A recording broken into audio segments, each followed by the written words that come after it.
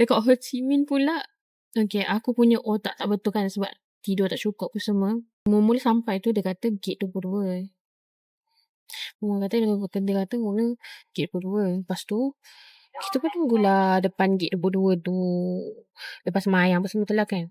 Lepas tu, lepas semayang tu, kita pun macam, okay lah, tunggulah. Tiba-tiba dia kata advertise untuk Osaka. Macam, Osaka? Kenapa Osaka? Mana yang untuk Narita? Takkanlah kongsi flight kan?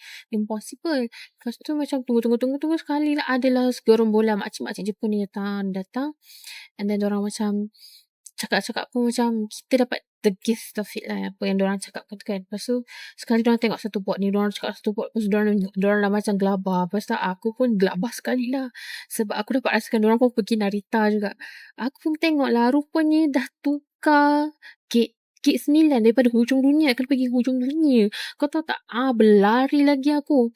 Ya Allah, kalau tengok balik aku punya steps untuk semalam kan, 12,000 12,000. Aku tak berjalan lagi dekat Jepun tau.